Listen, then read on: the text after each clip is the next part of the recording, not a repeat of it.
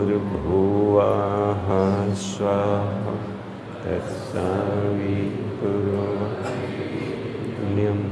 भर्गो देवस्य धीमहि धियो यो नः प्रचोदयात्।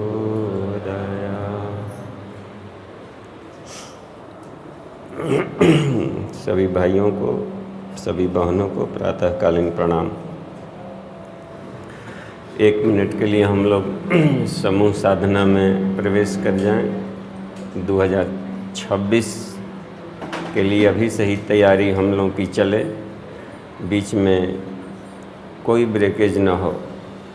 3 सत्ताओं का जयंती मन रहा है। उस दिन अरविंदो घोष का अतिमानस का अवतरण उसी साल मनाया जाता है। अखंड ज्योति का भी शताब्दी है, ब्रह्मवंदनी माता जी का भी जन्म शताब्दी। एक ऐसा पैकेज हम लोग लेकर चलें कि अतिमानस का अवतरण उस दिन तक आते आते अवश्य हो जाए हम सभी में। गायत्री मंत्र 1 मिनट के लिए मन ही मन।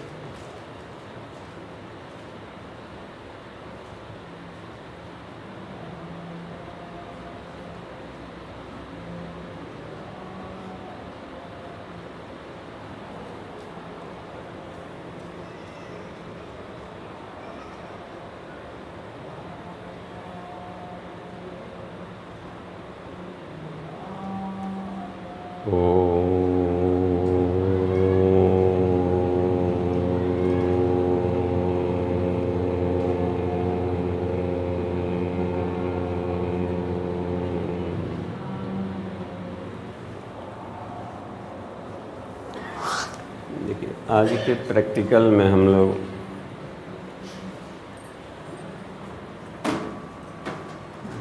अत्यंत प्रारंभिक वाला करेंगे। हर दिन कुछ नया सीखेंगे तो पीछे वाला का रिपिटेशन संक्षिप्त होता जाएगा। आज केवल हम लोग पवन मुक्तासन और प्रज्ञा योगासन, बस यही 2 का अभ्यास करेंगे। कल से प्राणायाम का भी अध्याय शुरू होगा। आज दिन भर हम लोग प्राणायाम के बारे में समझेंगे, प्राण तत्व के बारे में समझेंगे।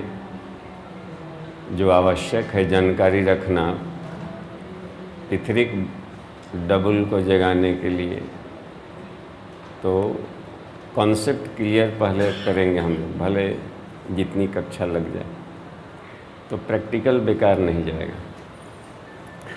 तो पवन मुक्तासन यूनिवर्सिटी में तो बताया जाता है ढेर वैरायटी का। हम लोगों को यहाँ डिग्री लेना नहीं है, रोग ठीक करना है बस। तो हम वही लेकर चलेंगे जो आध्यात्मिक लाइफ स्टाइल के लिए ज़रूरी है। 2 तरीके का आर्ट ऑफ लिविंग होता है, एक रचनात्मक जीवन शैली और एक आध्यात्मिक जीवन शैली। तो हम लोग अभी आध्यात्मिक जीवन शैली में जो आवश्यक है उन योगिक क्रियाओं को करेंगे। तो उसमें पहले हम लोग जोड़ों पर फंसी हुई बासी हवाओं को, बासी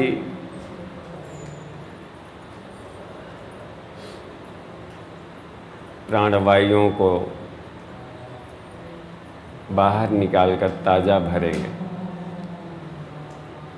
देखिए, आदमी रोगी क्यों होता है? जैसे कभी रोग हो जाए शरीर में तो उसकी समीक्षा हम लोग करें कि हम क्यों रोग आ गया। तो उसके 4 फैक्टर जीवंत हैं। पहला, भोजन में गड़बड़ी हुआ होगा तो रोग हुआ है। अपने पहले डाइट को देखना चाहिए कि क्या अटपटी खा लिया, कल तक ठीक थे, आज क्यों गड़बड़ा गया। तो पहला हमें ध्यान ले जाना चाहिए कि खाना क्या खा लिए थे, कहाँ गए थे, क्या खा लिए थे, पानी पिए थे कि ना पिए थे। अभी गर्मी का सीज़न है, प्यास लग जाएगी तो थोड़ा सा भी विलम्ब होगा कि जाते हैं आधा घंटा बाद वहाँ पी ही लेंगे, पहुँच ही जाएंगे। इस बीच में ही किडनी में हवा लग सकता है और लू का असर भीतर भीतर होगा जो कि 1 सप्ताह ले लेगा फिर से नॉर्मल होने। तो अपनी पहले डाइट को हम लोग देख लें पहली नज़र में कि भोजन में कुछ अटपटा तो ले लिया क्या, ओवर डाइट ले लिया क्या, आवश्यकता से कम खा लिया क्या। तो इसको हम लोग देख लेंगे। यदि डाइट सही था, उसमें कोई फॉल्ट नहीं दिखाई पड़े, फिर भी रोगी हो गया शरीर, तो दूसरा फैक्टर, आहार के साथ साथ में व्यायाम करते थे कि नहीं। कोई वैसा पार्ट्स तो नहीं रह गया था कि जिसका एक्सरसाइज नहीं किए थे। वहाँ के जोड़ों में फंसी अशुद्ध वायु को निकाले नहीं थे क्या कि वहाँ के टिश्यू सड़ा दिया। सर्विसिंग में कहीं बुहारी लगाने में तो कसर नहीं छोड़ रखी थी, वह भी नियमित रहा, फिर भी रोगी हो गए। तो तीसरा फैक्टर होता है विसर्जन। जो खाया गया था उसका मल निकला कि नहीं निकला शरीर से। मल भी रुकेगा तो रोग पैदा करेगा कहीं न कहीं। तो प्रतिदिन हमारा सुबह में स्टोमक खाली हो, व्यायाम करने के पहले, यूरिनरी ब्लैडर खाली हो और रेक्टम खाली हो। 3 गो खाली रहेगा तो साइड इफेक्ट नहीं होगा। तो विसर्जन प्रणाली हमारी सही है, फिर भी रोगी हो गए, तो चौथा फैक्टर है विश्राम। कहीं सत्य नहीं कि केवल दिन भर काम करते रह गए थे, रेस्ट नहीं लिए थे। विश्राम भी उतना ही ज़रूरी है, बैटरी को चार्ज करना। खूब मीठी नींद लेनी चाहिए। और कब कब विश्राम, जब जब थक जाए, जब भी ज़रूरत पड़ जाए तब 5 मिनट के लिए रेस्ट ले लें। कोई ज़रूरी नहीं कि लेट करके ही रेस्ट लिया जाए। शिथिलीकरण बैठे बैठे भी किया जा सकता है अपने कुर्सी पर। योग निद्रा का अभ्यास हो जाएगा और मैच्योर्ड हो जाएगा तो 2 मिनट में आदमी बैटरी चार्ज कर लेगा।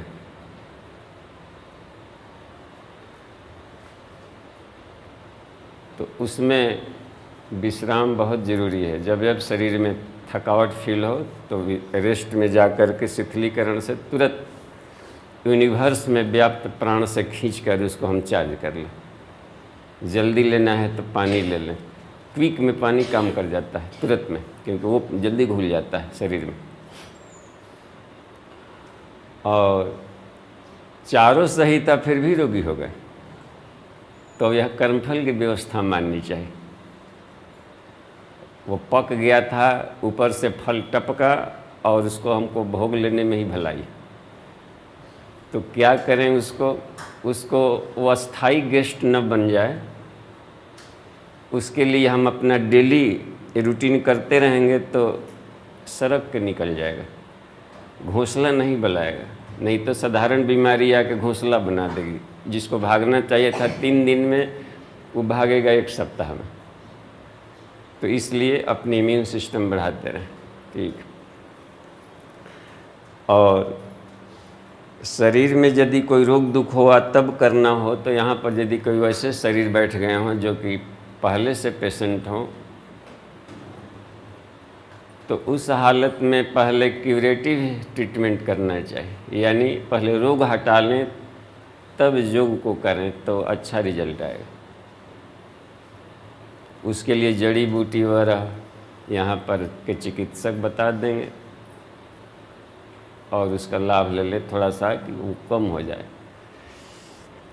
और मामूली सा डिजीज है जिसको कि लगता है कि हम ठीक ही हैं, कर लेंगे, तो उस हालत में होता है कि कौन से आसन का क्या कॉन्ट्राइंडिकेशंस है, इसको याद करने से बढ़िया है वो फार्मूला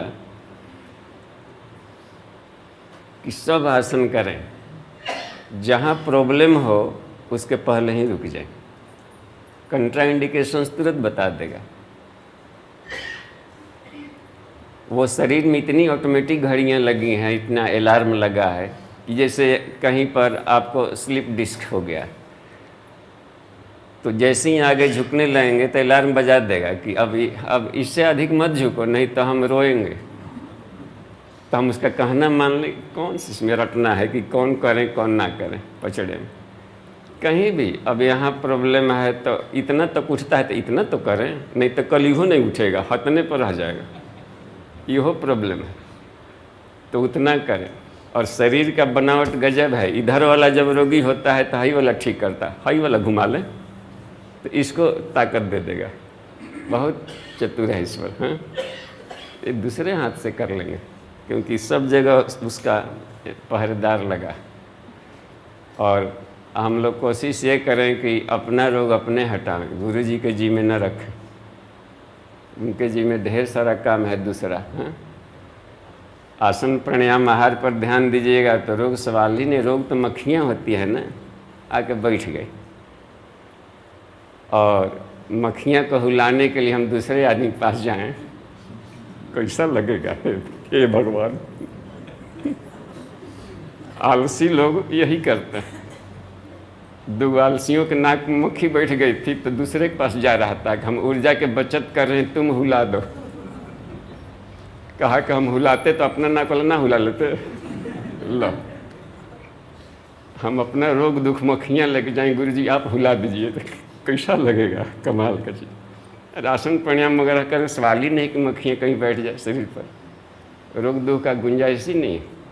तो वो अब हम लोग चलते हैं कि कहाँ से शुरू करते हैं। पवन मुक्तासन एकदम, चूँकि ग्रामीण जगहों पर हम लोग जाना है, बूढ़े बुजुर्ग मिलेंगे सब, तो कड़ा नहीं कर सकते आसन, तो अपने स्थान पर पैरों को फैला लीजिए, ऐसा आड़े तिरछे हो जाए, जगह बना लीजिए।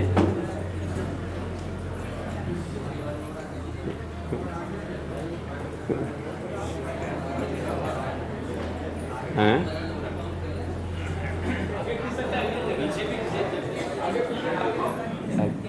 3 फीट खिसक जाएंगे, अगला लाइन।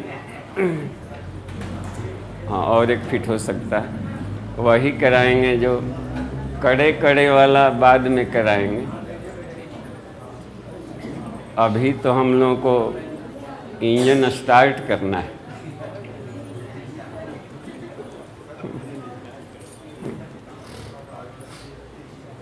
अच्छा, हालांकि पहले से कर चुके होंगे ढेर लोग आने के पहले, तो हम लोग इसलिए कर रहे हैं कि फील्ड में जाएंगे तो बूढ़ बुजुर्ग सब मिलेंगे, एक भी व्यक्ति रोगी ना हो बस।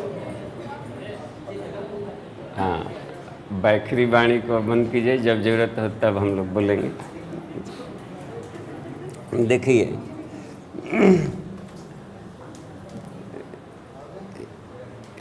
शुरुआत करेंगे अंगूठों से ऊपर भगने का। तो जैसे हाथ के उंगलियों से मुट्ठी बांधते थे, वैसे ही पैरों को उंगलियों को उसी को हाथ मान लें तो वो तो मुट्ठी बांध सकता है ना उंगलियां। तो पैरों की उंगलियों से मुट्ठी बांधेंगे और हाथ को पीछा कर दिए आराम के लिए। ये आराम है, आराम पसंद युग चल रहा है तो इसको आराम हो जाए।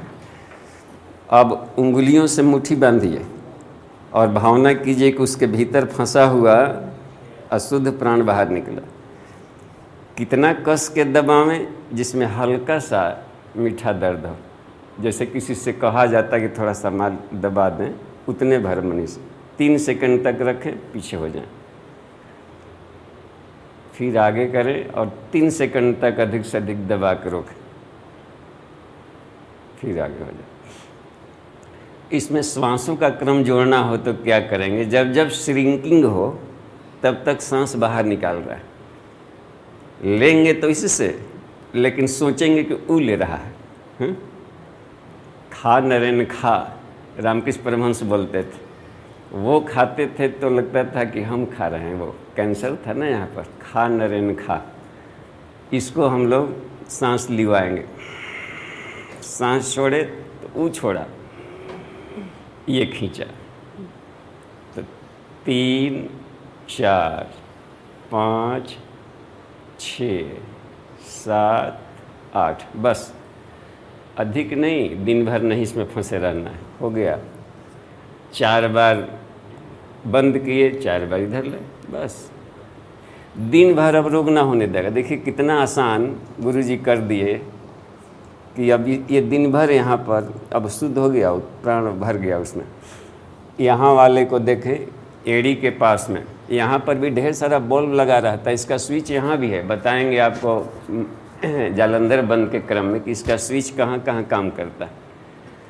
तो यहाँ वाले का सर्विसिंग हो गया सब। अब एड़ी वाले ही को आगे ले जाइए। एड़ी वाला एंकिल रीजन को हम लोग वहाँ के जल्दी जल्दी से बढ़िया होगा कि धीमा हो, लेकिन थोड़ा सा दबाव दे लिया जाए 3 सेकंड तक। 4 5 6 7 8 हो गया, उल्टा गिने होंगे 8। रुकिए, इसको गोलाई में भी किया जा सकता है। तो यूं ही करके देखिए, 1 2 3 4, उल्टी दिशा में 5 6 7 8। बस मान लिए कि जिनको इसमें दिक्कत पड़ता है घुमाने में और बूढ़ बुजुर्ग हैं, ऐसे हम कर सकते हैं। आराम से यहाँ बैठ गए, खूब मज़े से। 1 नहीं आराम है, 2 3, इसको कैसे घूमना चाहिए, बढ़िया वाला ये सब। तो ये धीरे धीरे जकड़न। अच्छा, इलास्टिसिटी बढ़ाना हो तो इसको रीड करना चाहिए कि कितना घुमाते हैं तो दर्द इसमें नहीं होता है। तो ये उतने दिन टिकाऊ होगा, इसकी इलास्टिसिटी बढ़ेगी।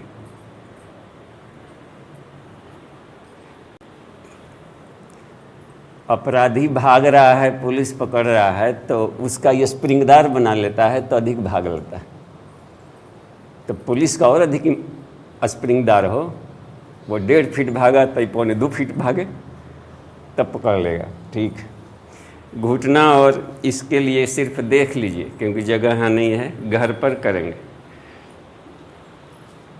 साइकिल की तरह यदि पैरों को चला लिया जाए, जैसे मान लीजिए कि यहाँ पर ऐसे आप लेट गए हों रोज, तो साइकिल में अगला आगे जाता है तो ये पीछे जाता है। और बड़ा पैडल वाला मान लीजिए, ऐसा साइकिल है जिसका खूब बड़ा वाला पैडल इतना उठाना पड़ेगा। जब वो जाएगा आगे तो देखिए ये वाला साइकिल की भी आएगा।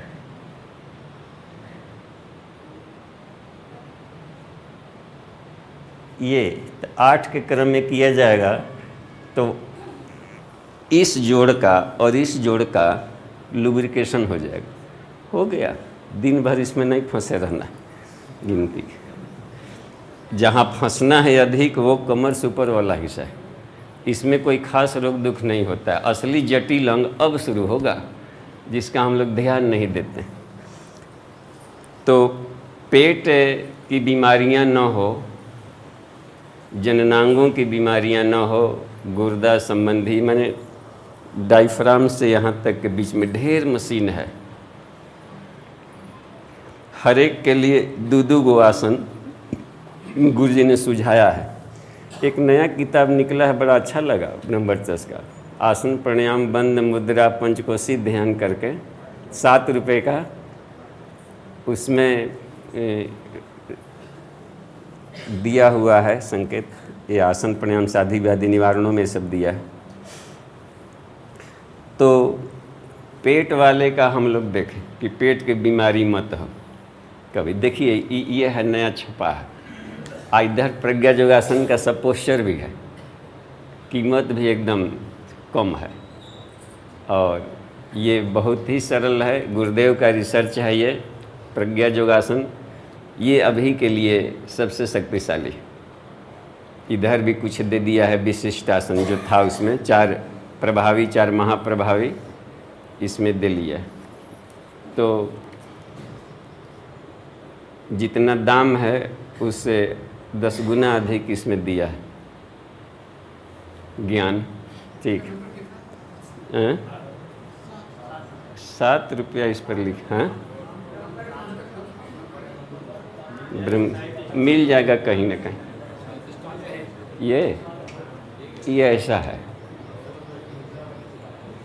और इधर ऐसा है। इस नाम की 2 किताबें मिल जाएंगी आपको। मांग लें मुद्राओं वाली किताब तो ये मिल जाएगी। आसन प्राणायाम की किताब और है, तो ऐसा ओ मुद्रा भी इसमें सब दिया है, सब ये बढ़िया है, माने कम पैसा में। ठीक है, तो अभी अब ये करते हैं कि पेट वाला हम लोग व्यायाम का ध्यान नहीं देते हैं, इसीलिए पेट वाला बीमारी बना रह जाता है। अब मान लीजिए कि अब उसमें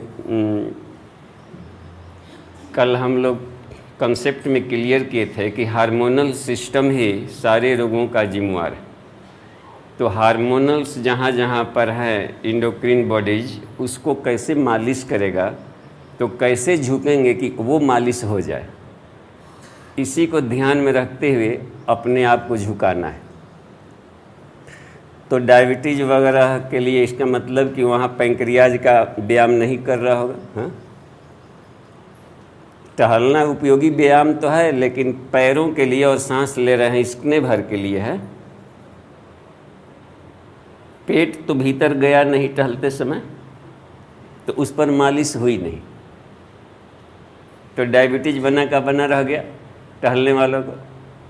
अब पेट का एक्सरसाइज घर में रह के करते 1 मिनट तो उनका भाग जाता। हुआ ना, काहे नहीं ठीक हुआ?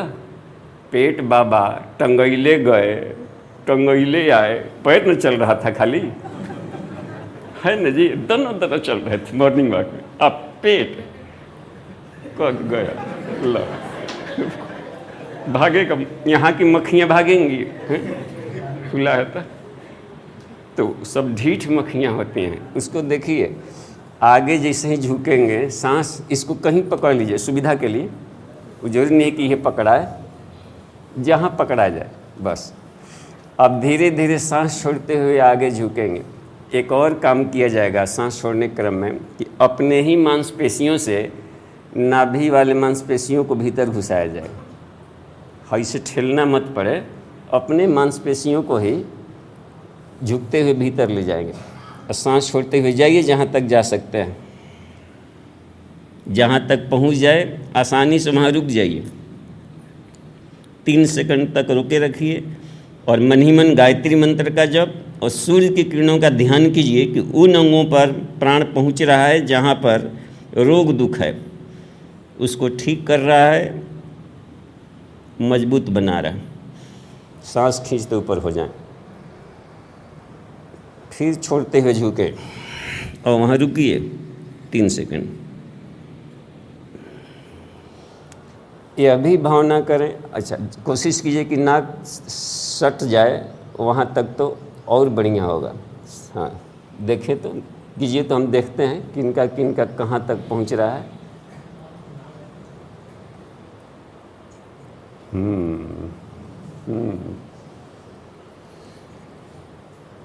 10% पास हैं।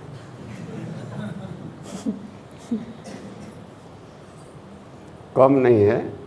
तो मान लीजिए कि इतना पर गया, इतने तक गया, तो बगल वाला को देख के उदास मत होइए, को ढेर सटा दिया। आप खुश हो जाइए कि कितना तो हमसे भी कम है उधर वाला। तो यहाँ सापेक्षता का सिद्धांत चलता है। जिनका बहुत भारी है, यहाँ नहीं आ सके, वो तो इतना नहीं झुक सकते, उनसे तो बेटर हैं। तो पहले खुश होइए कि झुक रहे हैं, बस खुश होना बहुत बड़ा दवाई है। और उसके बाद रुक करके वहाँ पर रुक के रहिए। तो क्यों नहीं झुक रहे थे? एक तो या तो पेट बाधित कर रहा है, या रीढ़ के हड्डियाँ में ब्लॉकेज आ गया है वर्टिब्रल कॉलम में। ये 100 बरस तक झुकना चाहिए था। हम काम नहीं ले रहे थे, तो साइड से मांसपेशियाँ जा जा करके उसमें अपना जाम कर ले। रोड पर नहीं चलेंगे तो घास फूस उग ही जाएगा, उसका क्या गलती है? कोई नहीं चल रहा था, उग गया। फिर से धीरे धीरे शुरू करेंगे तो फिर चालू हो जाएगा। जब हम जुड़े थे गुरुजी से 28 वर्ष में सब ब्लॉकेज था कहिए, जबकि जवानी में एकदम सॉफ्ट होना चाहिए था। तो इतने तक झुकता था। धीरे धीरे अभ्यास किए और गायत्री मंत्र का उच्चारण करते हुए मन ही मन ये सोचते थे कि सूर्य की किरणें आकर बम्बार्डिंग कर रही है रीढ़ की हड्डियों पर और उसको सॉफ्ट बना रही, जैसे गैस वेल्डिंग वाला करता है, सब सॉफ्ट बना रही। और तो धीरे धीरे ऐसे होते गया यूँ, फिर धीरे धीरे बढ़ते गया। 1 आध महीना, 3 महीना, 4 महीना, 5 महीना,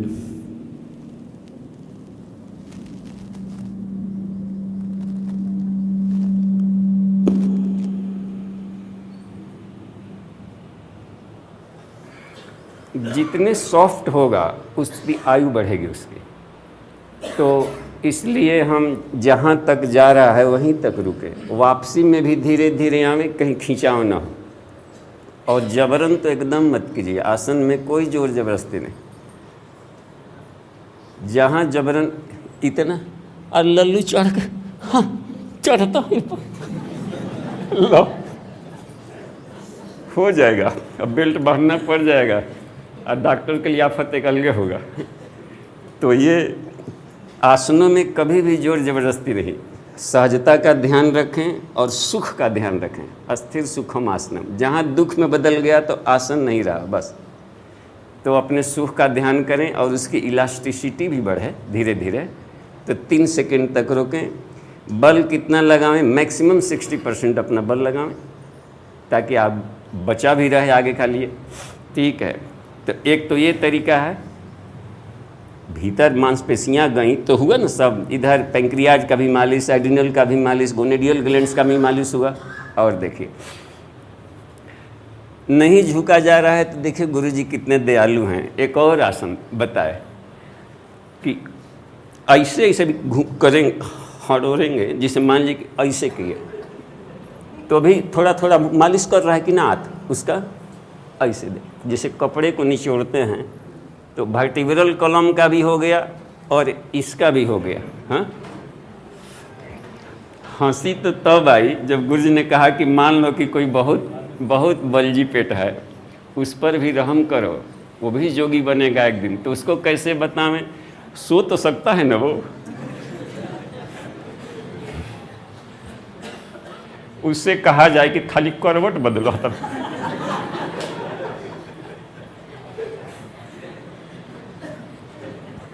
कैसे हूँ हड़ोराना चाहिए वो बस, तो हिलेगा क्योंकि हाथ तो जाएगा नहीं, कैसे से कर सकते थे, हाथ ही उसके पास हाथ है। तो जैसे जैसे थोड़ा थोड़ा हिलेगा तो बहुत राहत अनुभव करेगा, फिर धीरे धीरे वो रोगों को हटाना शुरू कर देगा। तो ये हो जाएगा। पेट के लिए कोई खास धीरे धीरे चल पड़ेगा हम लोगों को। और एक वाला दूसरे का क्रम था, रीढ़ की हड्डियाँ भी इसमें आ गई। भुजंग आसन करते हो, सर्पासन, तो रीढ़ वाला भी हो जाता है उसमें। स्लिप डिस्क वालों को राहत मिलता। आगे झुकने में ना प्रॉब्लम था, पीछे झुकने में बड़ी खुश होते हैं स्लिप डिस्क वाले। बहुत मज़ा आ रहा। इधर से छटका था तो इधर से ठेलाएगा तो उनका आसान फील होगा। तो उधर ही कीजिए, जैसे लेटने में सोने में आराम पड़ता है, शरीर को बहुत प्यार करना पड़ता है। तो ये बात हो गई। अब देखिए थोरैसिक वालों का, इस रीजन का, इसके पास हमारा थाइमस ग्रंथि है, उस पर ध्यान देना है। अब वो तभी काम करेगा जबकि फेफड़े में काफ़ी हवा भरेंगे और उस पर हल्का सा पुश करेगा वो। तो डीप ब्रीदिंग बहुत ज़रूरी है। तो गहरा सांस खींचिए 2-3 बार करके।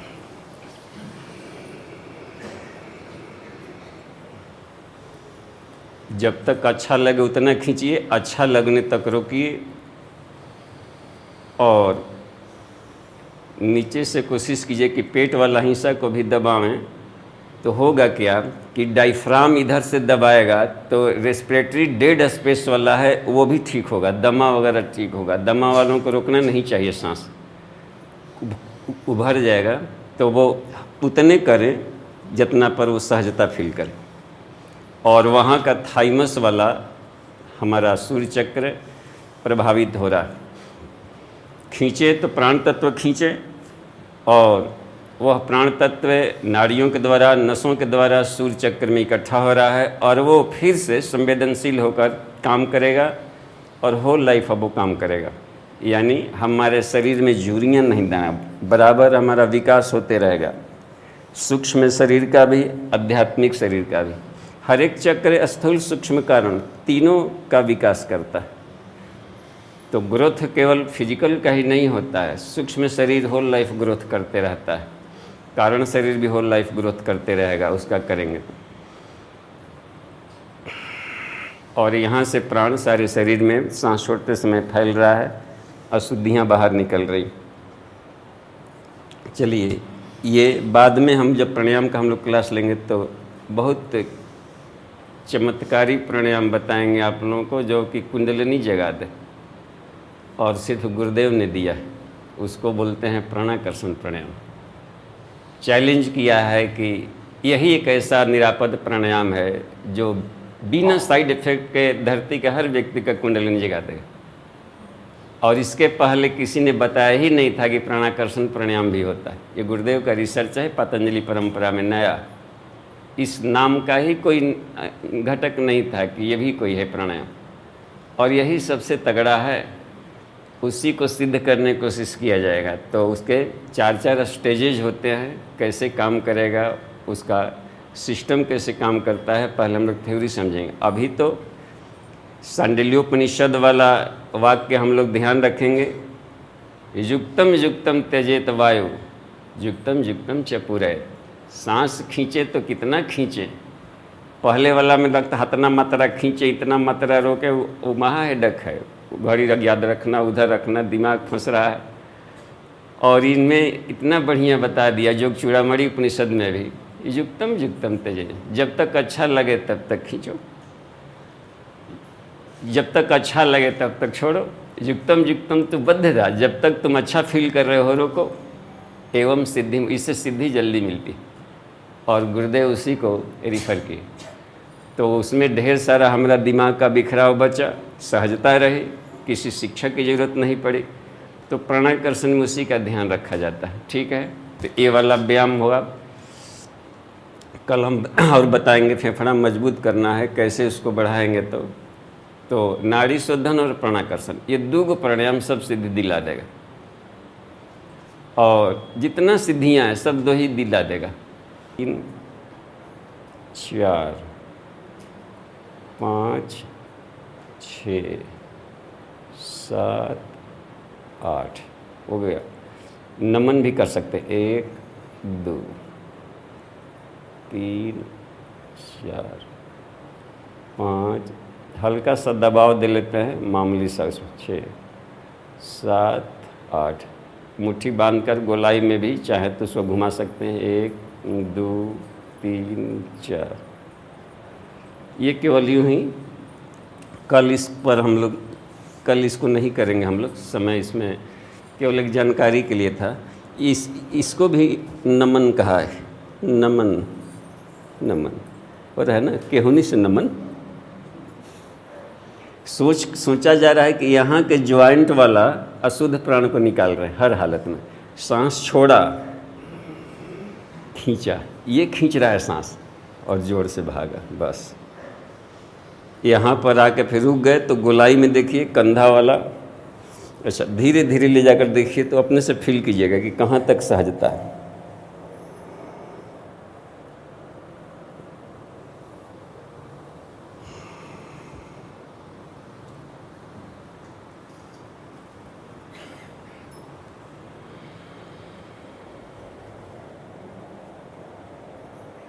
दो बार कर लीजिए अभी, केवल आगे से, और 2 बार पीछे में।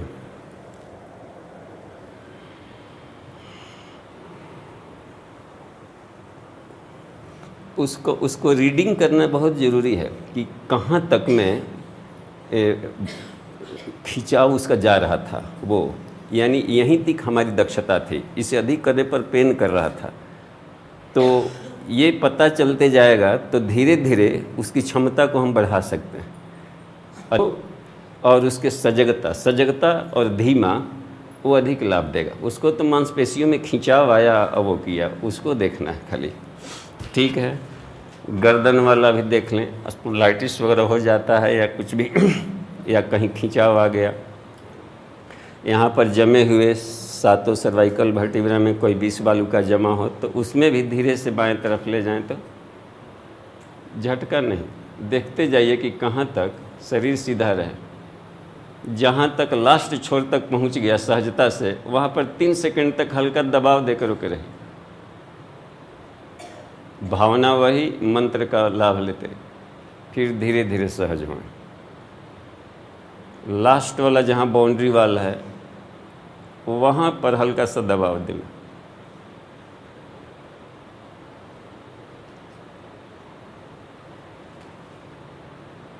केवल 4 बार पर्याप्त है, बस। धीरे धीरे वो क्षमता बढ़ाएगा। बाएं भी झुका कर देखिए तो धीरे धीरे कहाँ तक जा रहा है शरीर रखते हुए। हल्का दबाव अधिक ना हो, उसका ध्यान रखिएगा।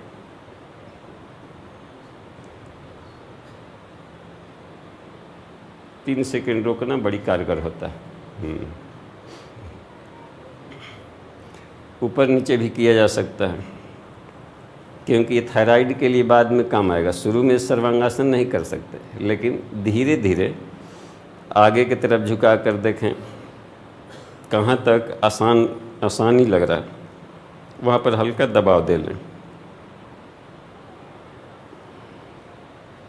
मंत्र जप मनोरथ चलते रहेगा, भावना चलती रहेगी।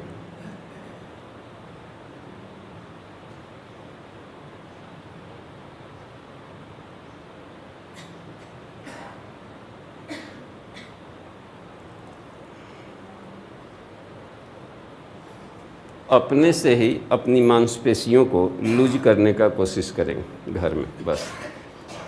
रीडिंग बहुत ज़रूरी है हर चीज़ का, और जल्दीबाजी से क्या लेने देना। भले एक ही राउंड करेंगे, समय बचाना है तो 10 राउंड ना करके 1 राउंड करेंगे, बस। उसका व्यायाम तो हो गया, बस। तो अब आँखों का भी कर लिया जाए, पुतलियों का, आई बॉल का भी हो जाएगा, सिलियरी मसल्स वगैरह का थोड़ा हो जाएगा। इसमें ऑप्टिक नर्व वगैरह भी थोड़ा काम करने लगेंगे। बॉडी को स्ट्रेट रखते रहे, पुतलियों को बाएं हिस्से की तरफ देखा जाए, दोनों पुतलियों से बायां कॉर्नर, और फिर वहाँ भी हल्का सा दबाव देना, फिर सहजता से ले जाएं, फिर दाहिना कॉर्नर की तरफ ले जाएं धीरे धीरे। मानसिक जप और आध्यात्मिक शक्ति को भी खींचे, ऊर्जा वाला शक्ति को भी खींचे, दोनों। एंगल ऑफ विजन बदलने वाला भी आ रहा है रोशनी, और आँखों की ताकत भी बढ़ रही। 3 4। फिर बाएं कॉर्नर पर ऊपर देखेंगे तो दाहिने कॉर्नर पर नीचे गूढ़ा के चिन्ह जैसा, दाहिना पर ऊपर कॉर्नर पर तो बाएं से नीचे। दोनों पुतलियों से भ्रूमध्य में, तो दोनों पुतलियों से फिर नीचे नासिकाग्र पर, भ्रूमध्य नासिकाग्र पर। जब नासिकाग्र पर आ जाए तो गोलाई में भी रोटेट कीजिए, बाएं से दाएं क्रम में करके देखते जाइए।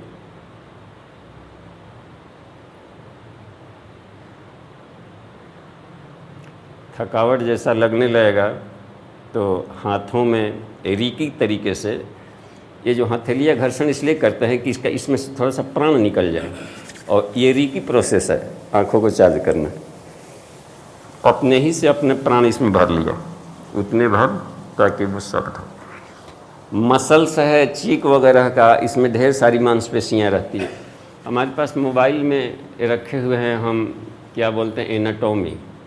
यदि आपके तरफ या आपके यहाँ कोई हो ऐसा मशीनी व्यवस्था, तो पूरा एनाटॉमी एक बार देख लेंगे तो प्राणाकर्षण में सुविधा होगी कि हमारा बोन बॉडी कैसा होता है, सर्कुलर बॉडी, इम्यून बॉडी कैसा होता है, और प्राण खींच के उसमें भरना है।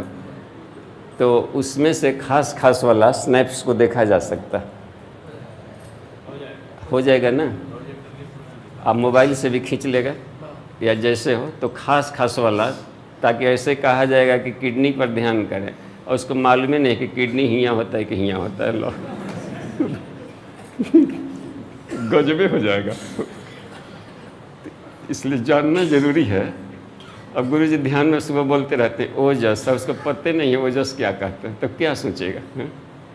कॉन्सेप्ट क्लियर होना जरूरी है ना सब चीज़ का। तो अंग कौन अंग कहाँ पर है, पोस्चर साफ साफ दिखाई पड़ जाएगा। मेडिकल के किताब से उसको हमने मोबाइल में फ़ोटो खींच लिया, तो वो फॉरेन के मेडिकल की किताब से इसको हमने खींच लिया है, तो उसको आप देखेंगे तो उसमें साफ साफ दिखाई पड़ जाएगा कि वो ये इम्यून सिस्टम होता है। और उसमें क्योंकि बॉडी में खाली स्थूल बॉडी में 7 गो है। लो अभी तो सूक्ष्मीकरण में चल रहा था कि खाली अन्नमय कोश को सांस खींच के 1 सेकेंड में भरा गया। अब 7 बार को भरना है तो 7 बार तो सांस की संख्या बढ़ गई। दिमाग इसलिए भाग रहा था कि एनाटॉमी नहीं मालूम था, और जब मालूम हो गया कि बारी बारी से इसको बाहर लिया, तो उस वाले बॉडी को भी ठीक कर लें, उस वाले बॉडी को भी हम चार्ज कर लें, तो साफ जाहिर है कि मन फंस गया, ध्यान भी आ गया और शरीर भी निरोग हुआ। उसमें सब लिखा है गुरुजी ने सावित्री कुंडलिनी तंत्र में कि इस फिजिकल बॉडी में ये त्रिसप्ता पर्यंती विश्वारूपाणी विभ्रत, उसमें है, या उसमें है ना पुरुष में सप्तस आसन परिधया त्रिसप्त समिधा कृता, तो 7 गुणे 3 21 परिधियाँ हैं। आपका फिजिकल बॉडी भी 7 बॉडी तो है, लेकिन सब सतोगुणी नेचर का है कि रजोगुणी नेचर का है कि तमोगुणी नेचर का है। पूरे ब्रह्मांड में ये त्रिसप्ता उसको परिधियाँ बना के चला रहा है। तो जैसे एक बार उसमें बताया है कि एक बार सांस खींचे तो अपना बोन बॉडी को चार्ज कर लिए, फिर खींचे तो स्किन बॉडी का ले लिए, फिर नर्व बॉडी का ले लिए, फिर मस्कुलर बॉडी को चार्ज किए, फिर ट्यूबुलर बॉडी का चार्ज कर लिए, सर्कुलेटरी बॉडी का चार्ज कर लिए, देख रहे हैं, लिम्फेटिक बॉडी का चार्ज कर लिए। इस तरीके से आपका पूरे के पूरे शरीर के भीतर में इम्यून बॉडी को ये सब सिस्टम बता दिया। तो प्राणाकर्षण चमत्कारी होते जाएगा, और कुंडलिनी हर सिस्टम में दबा रहता है। अंतिम जो विशेषांक निकाला था गुरुजी ने, वो कुंडलिनी विशेषांक था। अध्यात्म विज्ञान के क्रम लिखते, उसको आपको मिल जाए कहीं पढ़ने का, अखंड ज्योति में था, तो देखिएगा कुंडलिनी साइंस का इतना बेहतरीन उसमें जानकारी दे दिया है कि पूरे विश्व के महात्मा की आंखें चौंधी आ गई, ये क्या है, हाँ?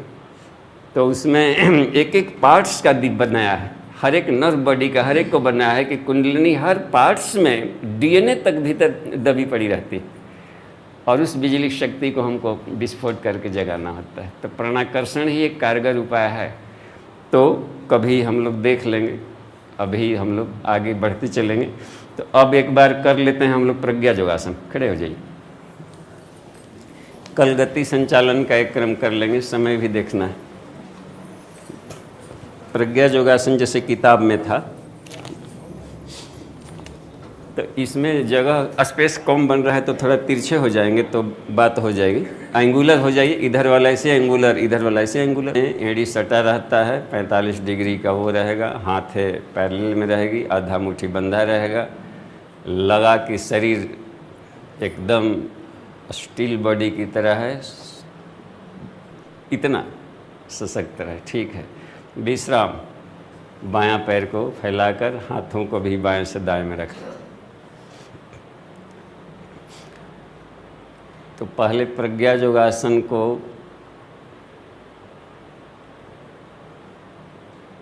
हमारे साथ ही साथ करेंगे, शुरू से समय बचेगा। सावधान हो जाइए। अब हाथ उठाइए वे लोग जो कि प्रज्ञा योगासन उनके रूटीन में है, ताकि पता चल जाए। हाँ, तो इसलिए उठवा दिए कि जिनको दिक्कत हो तो इन साइड वालों को देख लीजिएगा, से एक पूरे होल बॉडी का लाभ मिल रहा है। 3 वज्रासन,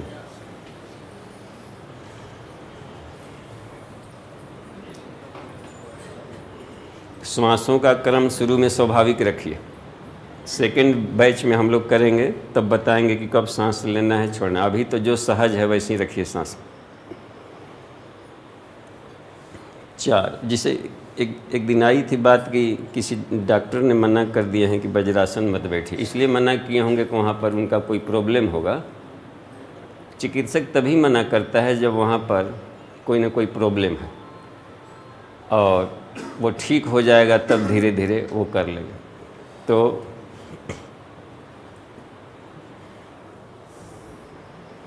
चार में उष्ट्रासन है। इसमें देखिएगा दिल सेंटर में आ जाता होगा और पूरा का पूरा सरकमफेरेंस में होल बॉडी आ गया आर्क के रूप में। इतना अधिक सुविधा होती है हार्ट को पंप करने में, और पेटों का भी लाभ मिल जाता है, उधर का भी। ये वाला पहले काम अच्छा। एड़ी चपटा था, उसमें बैठते समय उसको और छोटा कर लीजिए सुविधा के लिए। ये वाला थोड़ा और छोटा हो गया ना, हाँ, सुविधा के लिए है। कड़ा वाला नहीं हो रहा था, अर्ध कड़ा करें।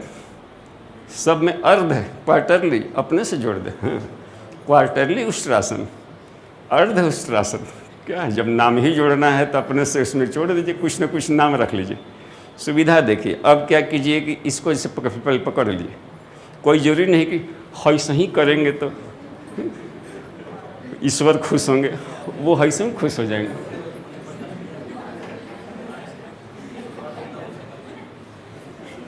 हो गया नसान। इसमें ऐसा नहीं हो सकता पहले ऐसे पकड़ ले कोई और फिर उठा ले? अपनी सुविधा, ये कहते हैं कि काहे ऐसे किया, अपनी सुविधा या शुरू वाला शिक्षक ऐसी कह के बता दिया होगा। हाँ है ना, ये आसान। देखिए डॉक्टर बैठे हैं, डॉक्टर साहब ही हम मुहर मार दिए। ये सुविधा है। सुविधा विज्ञान एक अलग विज्ञान है, गुरुदेव ने दिया। सुविधा विज्ञान का ध्यान रखिए। काहे का उसका यज्ञ तपोदान विधिधान विधान संकल्प व बंधा, सिस्टम में बांध देना बंधन है। अपनी सुविधा का हमेशा ध्यान रखिए, क्योंकि अध्यात्म सहजता के लिए, न कि हार्ड बना दें। तो किसी भी चीज़ को यदि हम सहज बना दिया तो आध्यात्मिक, तो वो बहुत जरूरी है कि अपनी सहजता का ध्यान दें। ठीक हो गया। एक आदमी पहुंच गया था डॉक्टर साहब के पास। डॉक्टर साहब ऐसे करते हैं तो दुखाता है। तो पूछे क्यों ऐसा करते हो, ऐसा मत करो। तो वो कहा कि कोट पहनने का कोई दूसरा तरीका बता दीजिए। ऐसे नहीं करता आदमी, हथवा घुसा के। तो हो गया हम लोग का 4 में। 5 में है योग मुद्रा।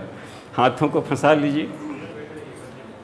अच्छा, सीने को जंघाओं में सटा लिए और हाथों को फंसाए वर्टिकली अपवर्ड 90 डिग्री पर ले जाने की कोशिश करें। सांसों को सहज रखिए। ये बहुत ही कमाल के भीतर के अंदरूनी सारे अंगों का लाभ देता है। 6 अर्धतड़ासन। इसका क्या लाभ है किताब में दिया है हर एक का। 7 शशांकासन।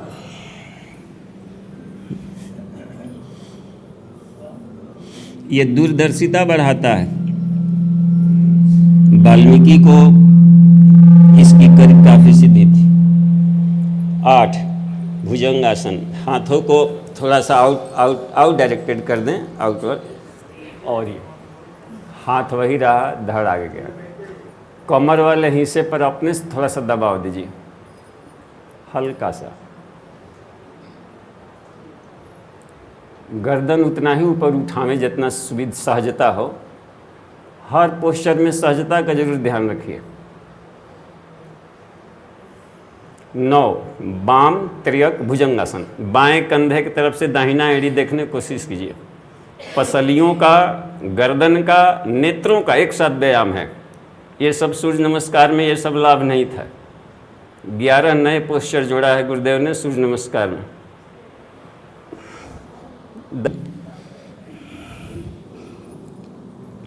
12 ठीक 6 की तरह। 13 उत्कटासन। बैठ जाइए। कितना, यदि बैलेंस बन रहा हो तभी ऐसे करें, और नहीं बन रहा है तो अर्ध उत्कटासन ऐसे रखिए। लुढ़क के गिर जाना कोई। हाँ, ये जैसे सुविधा हम बताएं ना, सुविधा विज्ञान यहाँ कोई सर्टिफिकेट नहीं लिया जा रहा, सुविधा विज्ञान बस। ये 14 15 16 बल संवर्धनासन। ओ अच्छा, एक बार रिपीट करेंगे श्वासों के साथ। सांस खींचते हुए, छोड़ते हुए 2, खींचते हुए 3, छोड़ते हुए नॉर्मल, खींचते हुए 4, छोड़ते हुए 5, खींचते हुए 6, छोड़ते हुए 7, खींचते हुए 8, छोड़ते हुए 9, खींचते हुए सीधे, छोड़ते हुए 10, खींचते हुए सीधे, छोड़ते हुए पुनः 11, खींचते हुए 12, छोड़ते हुए 13, खींचते हुए, इसमें नॉर्मल होंगे या ही कर लेते हैं, छोड़ते हुए पुनः 14, खींचते हुए 15, छोड़ते हुए बलवर्धनासन। ये बस अभी अब सर्कस की तरह अपना अपना कुर्सी लगा लीजिए, 1 मिनट में फट से। कुछ कक्षाओं को हम लोग लाभ ले लें, आधा घंटा।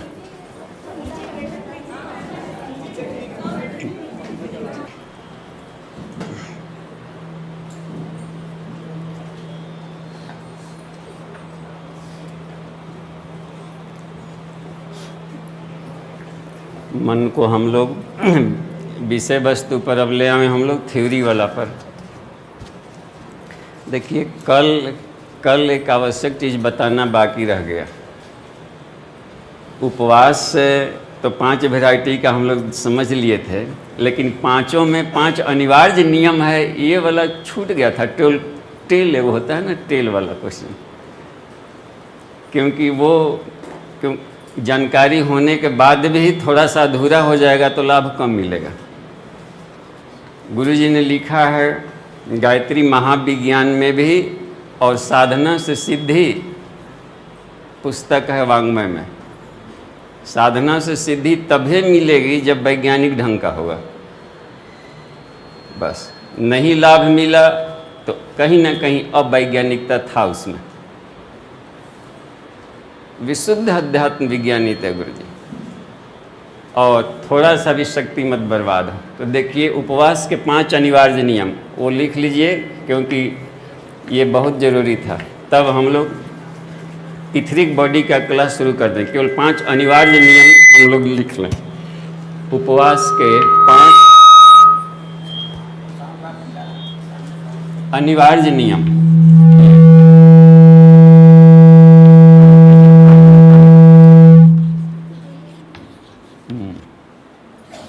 एक, पहला, उपवास के दिन पानी खूब पिएं, बार बार घूंट घूंट करके। तीनों, उपवास के दिन पानी खूब पिएं, लिखिए, बार बार और घूंट घूंट करके। कौनो व्रत त्यौहार हो, जहाँ उपवास शब्द जुड़ गया तहाँ ये नियम लागू होगा। ठीक। और पानी खूब पिए, हो गया। संक्षेप में लिख देते हैं ताकि लगे कि ब्लैक बोर्ड पर कुछ है। घूंट घूंट इहो को लिखना पड़ेगा, घटाघट नहीं, घूंट घूंट। कड़े परिश्रम से बचें, कड़े श्रम से बचें। कड़े श्रम का मतलब है फिजिकल बॉडी से होने वाला।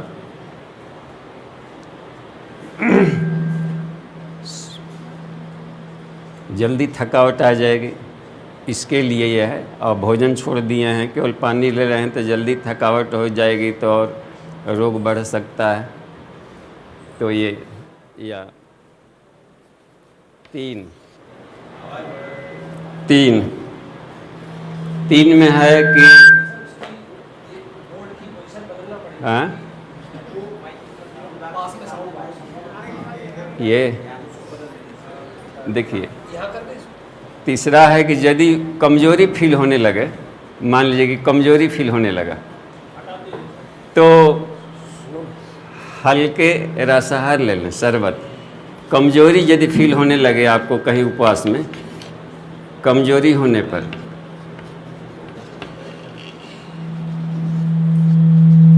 हल्का रसीला पदार्थ ले लीजिए, रसीला पदार्थ। ये भी नियम है।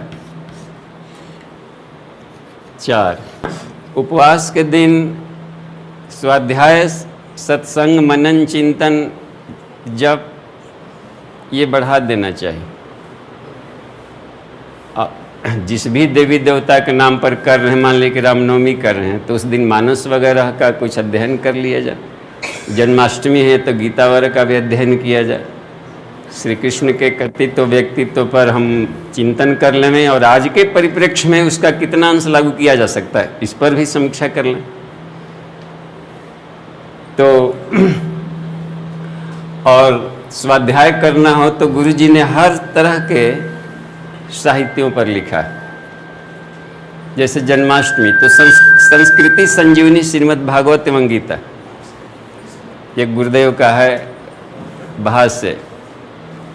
पहले के भाष्यकारों ने हम देखा कि संस्कृत में था गीता, तो हिंदी में उसका शब्दार्थ लिख दिए थे। गुरुदेव ने पद्य शैली में अर्थ लिखा है, ये भी एक गजब का, हूबहू राधेश्याम तर्ज पर है। इतना बढ़िया कि मैंने अब चाहें तो ढपली से भी आप गा सकते हैं, खाली हम लोग अभ्यास नहीं किए, बड़ी मजा है। और देहात में चलता है तासा चैता, येहू पर चल जाएगा एकदम जम के, खाली प्रयोग करके देखा जाए, बड़ी चमत्कार ला देगा। और तो वो अभ्यास करें। या मान लें कि मानस प्रेमी हैं तो मर्यादा पुरुषोत्तम श्री राम, ये भी वाङ्मय में है कि आज मानस के उन्हीं चौपाइयों का कैसे अर्थ लगाया जाए कि आज का इंटेलेक्चुअल वर्ग प्रभावित हो जाए। उनको हम पौराणिक अर्थों में न लेकर के औपनिषदिक शैली में उसका भाष्य किया है। तो ये एक नया एंगल ऑफ विजन मिलेगा। हाँ, कि मानस प्रेमी नई व्याख्या लेकर जाएगा यदि मानस प्रेमियों के बीच में, तो जो जो पर्व त्यौहार आता हो उसको हम एक को मत छोड़ें और उसको उसका हम लोग लाभ लें। क्योंकि सनातन धर्म में जो हो लोकल पर्व भी, एक और किताब है धर्म चक्र प्रत्यावर्तन करके, उसमें लोक शिक्षण है कि उसमें 500 से अधिक पर्वों का दिए हैं, उसका क्या आध्यात्मिक और तत्व ज्ञान है, तो वो देखा जा सकता है, थोड़ी मोटी है। ये देखिए हुआ। और चौथा है यही स्वाध्याय, ये बढ़ा दिया जाए उस दिन, स्वाध्याय, सत्संग, मनन, चिंतन। 5वां नियम है, अनिवार्य है ये, इसको हम किसी कीमत पर छोड़ नहीं सकते उपवास में।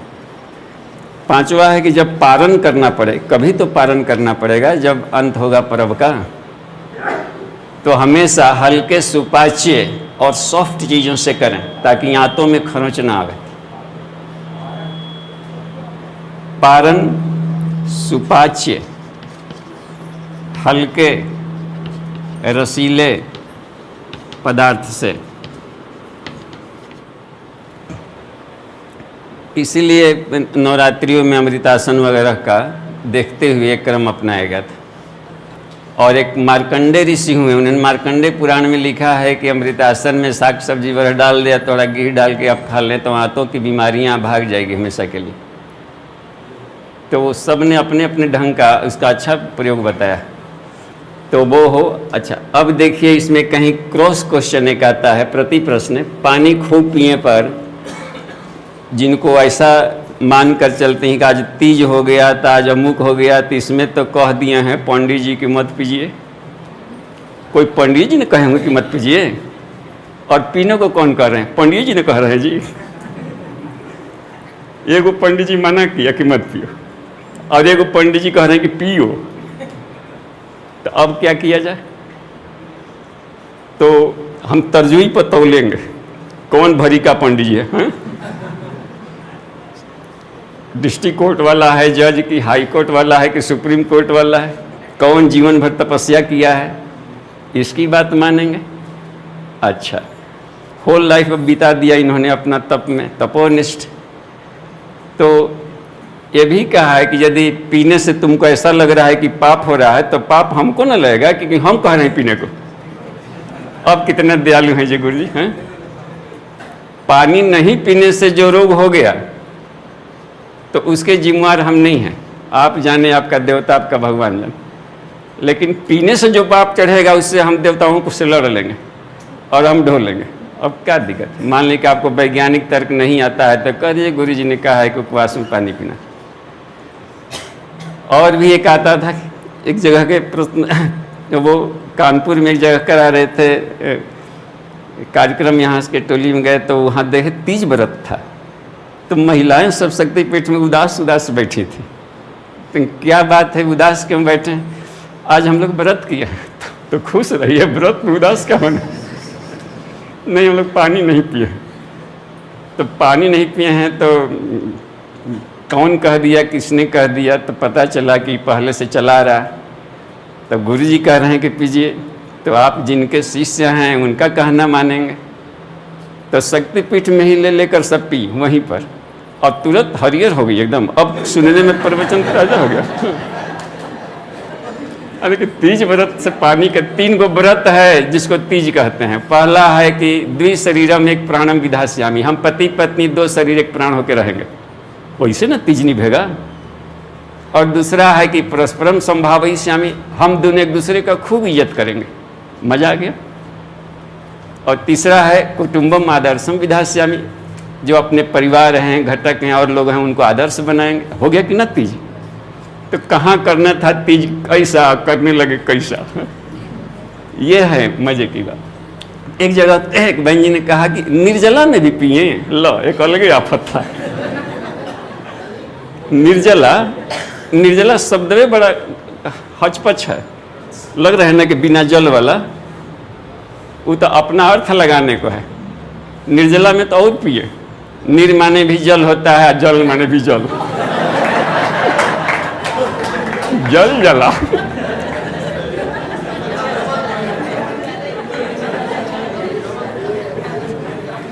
अच्छा, मान लीजिए कि आपने संधि विच्छेद कर दिया कि निह माने निह जला कह दिए, तो भगवान शिव जी इसमें बता रहे हैं पार्वती को गायत्री मंजरी पंचकोशी साधना में कि हे पार्वती, आप तो जानती ही हैं कि कलयुग में जो मनुष्य होंगे उनका शरीर पृथ्वी तत्व प्रधान होगा, तो अन्य युगों की साधना करने के इनको राइट ही नहीं है, अधिकार ही नहीं है कि करें।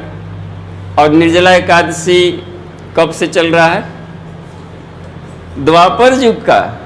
इसका एक नाम है भीमसेनी एकादशी, है कि नहीं? पहली बार कौन किया था? भीम ने, और वो मजबूरी में किया था। पढ़िएगा उसमें कि गलती से उसको भूखे रहना पड़ गया था। तो अच्छा, लेकिन मान लीजिए कि व्रत कर ही दिए, वो सांचों के किए हों, तो द्वापर युग के जो मनुष्य होते थे उनमें पृथ्वी तत्व की प्रधानता होती थी। उनका स्वाधिष्ठान चक्र अधिक काम करता था।